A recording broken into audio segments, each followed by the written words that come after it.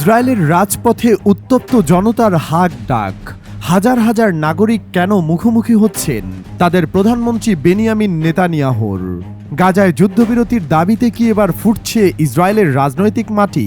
ইসরায়েলের রাজধানী Tel Aviv সহ দেশের বিভিন্ন শহরে গত কয়েক সপ্তাহ ধরে হাজার হাজার নাগরিক রাস্তায় নেমে প্রধানমন্ত্রী বেনিয়ামিন নেতানিয়াহুর বিরুদ্ধে বিক্ষোভ প্রদর্শন করেছেন। তাদের প্রধান দাবি গাজায় চলমান যুদ্ধের অবসান এবং জিম্মি মুক্তির জন্য হামাসের সঙ্গে একটি কার্যকর চুক্তি। বিক্ষোভকারীরা নেতানিয়াহুর নীতির তীব্র সমালোচনা করে বলেছেন, তিনি জিম্মিদের মুক্তির চেয়ে নিজের রাজনৈতিক ক্ষমতা ধরে রাখাকে প্রাধান্য দিচ্ছেন।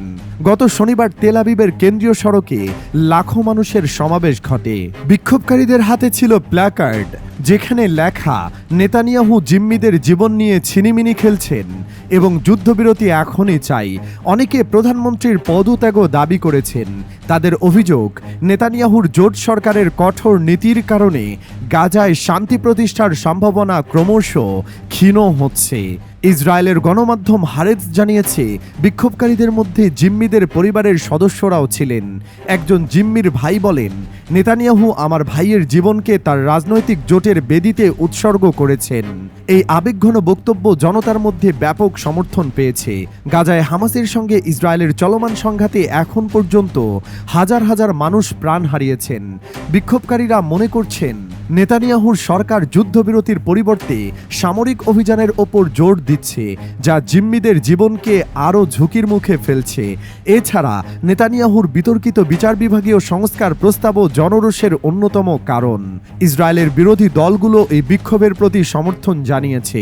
তারা দাবি করেছে, নেতানিয়াহুর নেতৃত্বে দেশ গণতান্ত্রিক মূল্যবোধ থেকে সরে যাচ্ছে। তবে নেতানিয়াহুর মুখপাত্র দাবি করেছেন, প্রধানমন্ত্রী জিম্মিদের মুক্তির জন্য সর্বোচ্চ চেষ্টা করছেন এবং জাতীয় নিরাপত্তাকে প্রাধান্য দিচ্ছেন। ইসরায়েলের রাজনৈতিক মঞ্চ এখন উত্তপ্ত।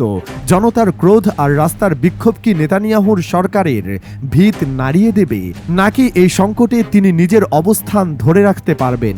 এই প্রশ্নের উত্তর সময়ই দেবে। তবে একটি বিষয়ে স্পষ্ট, ইসরায়েলের নাগরিকরা এখন শান্তি ও পরিবর্তনের জন্য জোরালো কণ্ঠে কথা বলছেন।